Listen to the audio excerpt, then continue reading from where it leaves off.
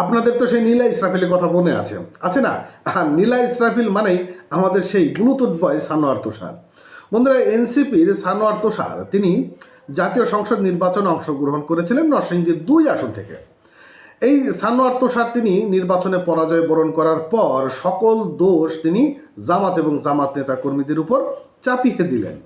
এখন যদি সানোয়ার তুষার তিনি নির্বাচনে জয়লাভ করতে পারতেন, তাহলে কি তিনি এই দোষগুলো চাপিয়ে দিতেন না? নিশ্চয় চাপিয়ে দিতেন না। এখন সানোয়ার তুষার অন্যের উপর দোষ চাপিয়ে দেওয়ার একটি স্বভাব কিন্তু রয়েছে, যেমন নীলা ইসরাফিলের উপর কিন্তু একটা দোষ চাপিয়ে দিয়েছিল, তো ইত্যাদিতে ব্লাবলা।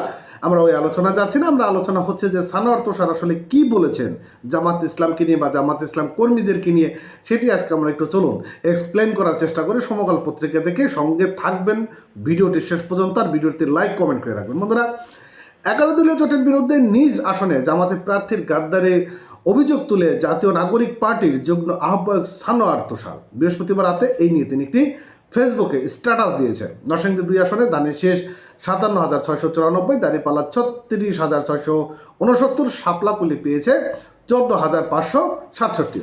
ভাই, শাপলাকুলি যে 14,000 পেয়েছে, মানে 14,500 ভোট পেয়েছে, এর জন্য তো আপনাকে শুকর আলহামদুলিল্লাহ বলা উচিত। কেননা এই যে শাপলাকুলি, যেখানে দাঁড়িপাল্লা আছে, যেখানে ধানের শীষ আছে, সেখানে আপনি 14,000 ভোট পাইছেন। তার মানে বোঝেন যে নীলা ইসরাফিলের দোয়া আপনার মাথার উপর ছিল, যার জন্য আপনি 14,500 ভোটটি পেয়েছেন। আচ্ছা, জোটের ভোট ভাগ হওয়ায় বিএনপি প্রার্থী 6,458 ভোটের ব্যবধানে জয়ী লাভ করেছেন। নরসিংদী 2 আসনের জামাতের প্রার্থী ভোটের বিরুদ্ধে তিনি যদি গাদ্দারি না করলে, ব্যালটে দাঁড়িপাল্লা না থাকলে এবং জামাতের তৃণমূল জোটের পক্ষে অবিভক্তভাবে পূর্ণ সহযোগিতা সহ কাজ করতে পারলে নরসিংদী 2 আসনে 11 দলীয় জোট অন্তত 10 থেকে 15,000 ভোট ব্যবধানে জয়লাভ করতে পারত। এখন জয়লাভ করতে পারতো কি পারতো না, সেটা তো পরের ব্যাপার। এখন আপনাকে সেখানে দিয়েছে, জামাত প্রার্থীও সেখানে দিয়েছে, আপনি লড়েছেন রে ভাই।